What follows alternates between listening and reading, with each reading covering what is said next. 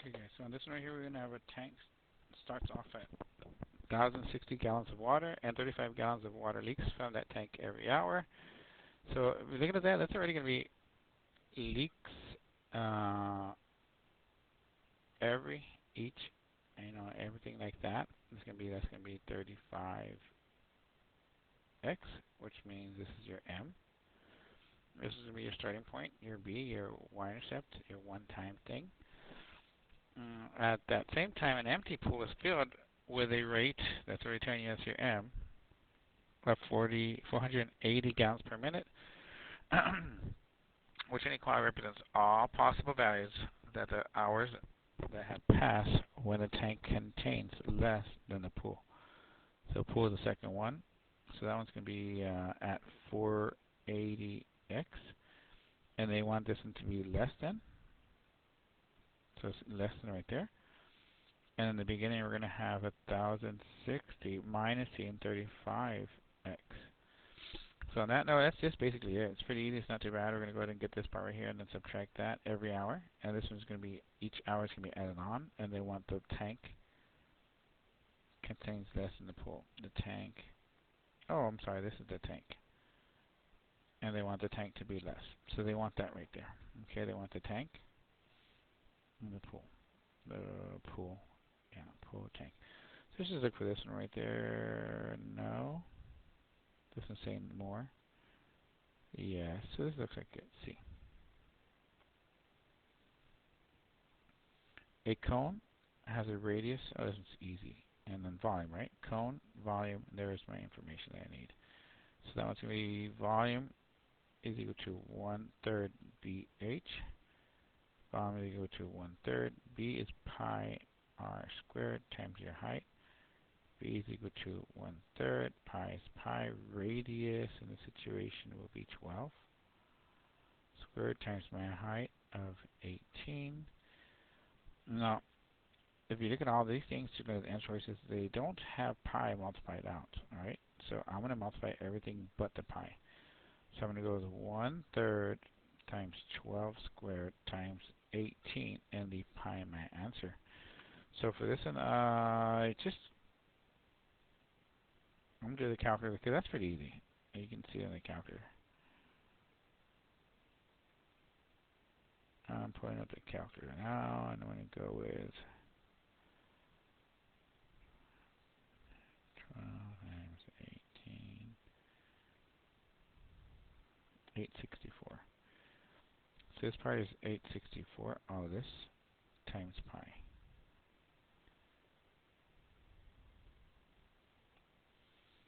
Next one over here, we're going to go with dilation. Looking at this figure here, it's getting bigger. And then write the rule. Okay, so for me, I always like to go the positive. All of them are positive here. And I'm going to compare the R and R prime. And remember, it's new over the old. So the new R is 3. The old R is 1. So it's 3, right?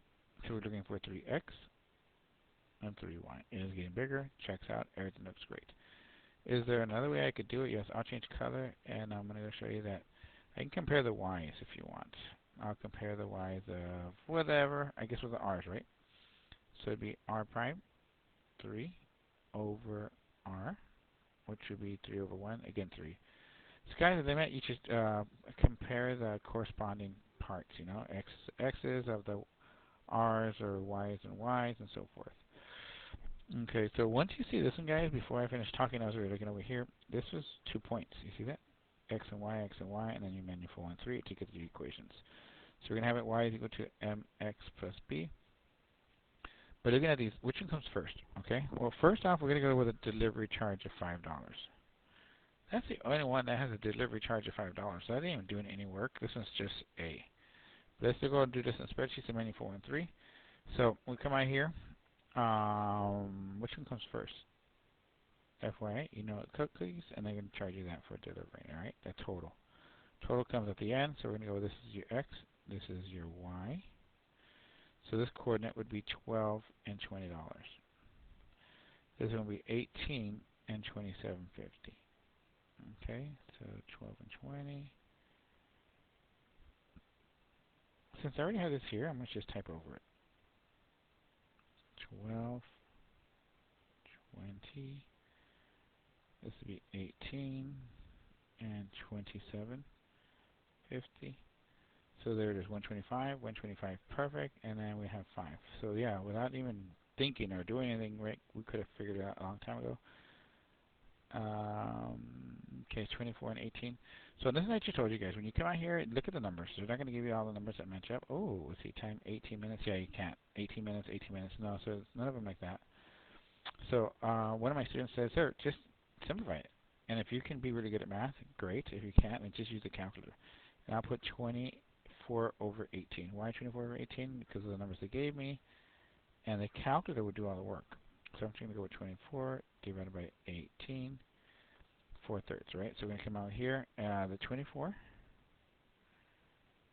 we come 4. The 18 we come 3. So 24 over 3. So I'm going to get this number. 4 ounces. 3 minutes. So 3, 4 ounces out. 3, 4 ounces. Looks like it, but it's not it. 3, 4. Ooh, that looks like it. Answer's B. 3. No, not it. Okay, moving on. Next question. Come over here, which is scatterplot. Non-linear. Non-linear means we're okay. Linear. Let's just go linear. Linear means a straight line. Any way you want it, a straight line. Okay, it could be any way, whatever, just straight line. So that's a straight line. That looks like a straight line. That looks like a straight line. This looks like a curved line. So again, let's go back. Linear meant straight line. Non-linear, the whole word together. That means like a curve. And there's my curve. Curve right here. Okay, a cylindrical swimming pool has a radius of 9 feet. Obviously, you can use the radius for anything cylindrical. Yes. Volume. Okay, so with height, volume. So volume is equal to big BH. Volume is equal to big B of a cylindrical figure, guys, of a cylinder. The volume is this right here. The base, I'm sorry, is this, and which is going to be pi r squared. So the big B is pi r squared times your height. So volume is equal to pi is pi, radius of 9 squared, times your height of 4, height of 4, height of 4. Ah, that's easy. Easy. If you have any questions? Pretty easy, right? Okay. Check if it's a right triangle. I saw that. Right triangle, not right triangle. These are the numbers. So you just come out here and get a calculator. Let me see what I can do. 6, 8, 9. So basically you get the calculator and have it say true or false if it's a right triangle. And if it's a right triangle, you want to go with the idea of a squared plus b squared equals c squared. So we're going to go 6 squared plus 8 squared is that equal to 9 squared. And that one says false. All right. Let me see. 6, 8, 9. False. That's going to be not true, not a right triangle. 10, 24, 6, 26. So 10 squared plus 24 squared is that equal to 26 squared. Let's see there. And that one is true. Okay, so false true. And then we're going to go with 24, 40. Oh, I can't even see that. I can't remember those numbers. 24 squared plus 45 squared is that equal to 51 squared.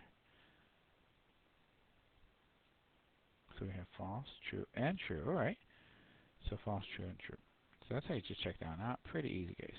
Pretty easy. Proportional. Remember I told you that earlier? It's pretty easy along the line, along the idea that it goes through the origin. All right?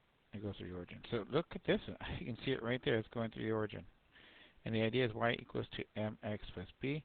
We have a b right here of a 0, so we don't write anything. So it's going to be y is equal to an mx, or the graph is going through the origin, and there's your answer. This one has a m and an x. No bueno. So which graph or table shows a proportional relationship described as a negative 2x? So when I first see this, I'm going to have y is equal to a negative 2x. I know that this is my slope. All right, that's going to be negative 2. going back to the Mr. Slope, this is a positive slope. I'm going to have a negative slope. I'm going to have a line coming down. This is undefined. This is 0. So I know it's not that one for sure. Okay, coming down here. Ooh, it looks like that one. And they could be between these two. So for me, I'm really good at the slope idea. So I'm going to have m is equal to a negative 2. Make sure you know that's going to be change in y over change in x, or you can say your rise over your run. So I'd have a negative 2 over 1, so I'd go down 2, and then 1 to the right. So pick a point. I pick that point. I see you go down 1, 2, and then 1 to the right. Actually, that's my answer right there. Really easy. You can check these over here with a calculator and do menu 413, but I don't need to check because that's my answer right there. Unless it says multiple answers are correct, which graph I should portion? It's saying a 1, so that's my answer for that one. Okay, the figures shown each have a set of parallel lines intersected by a transversal. Okay, so on that part right there, we're going to have parallel line, parallel line, parallel line. This is a transversal cutting through here. But if you look at that, there's also a triangle. Okay, so this one right here is pretty easy because I always know that the angles inside of a triangle all add up to 180. Okay, so I'm going to have, what, 90 with these two. So it's going to be 45 plus 45, 90 plus 90, 180. Now in this triangle here, I'm going to have 22 plus 68. That also gives me 90. Plus this 90 gives me 180. Okay, so remember that. Also remember that triangles and straight lines, a straight line add up to 180. Okay, these add up to 180. Good. So yeah, this gives me 180. Everything works like that. Let me see, what else do we need to know? Oh yeah. So we also know that these two angles across add up to the exterior one. These two add up to give me that one. So they're going down over here. Now these are always giving good examples, and then they come and ask you what x, y, and z are. Let me just use that idea again, right? An angle here, angle, angle. So these all add up to 180, right? So 90 plus 30 equals 120. So for this angle here and this angle here, I'm at 120. I'm going to subtract that from 180, which gives me 60. So this one right here is 60. Now on that note, you can kind of do this real quick. Well, this plus this equals how much? 120? That has to be this outside one. But then here's this idea too. You have a straight line. 120 plus 60 does give me 180. So that works there too. The good one over here is this z. I don't know how you want to look at this one, but like I see a straight line. So here's 90. Then this has to be 90 between these two angles over here. Well, that right here is already 30. This one has to be 60. Because 60 plus 30 gives me 90. I'd have 90 here plus a 90 here. So there it is, 60. So x is going to be 120. Y is 60. And z is 60. Again, 60. Yeah. Let me see the answer choices. So yeah, 60, 60, and 120. It works. Next question over here. Oh, I just see this right away. 270 counterclockwise. So we're going to go with the degrees are 0, 90, 180, 270, and 360. X, Y, Y, X, X, Y, Y, X, X, Y. Remember the first and the last do not change. We're going to go counterclockwise. That means to the left. So negative here, and to both, and then here. And then we're asking about this one right here. So we're going to Y, and then negative X. Oh, there it is. Boom. We're going to stop there and give you these next 10.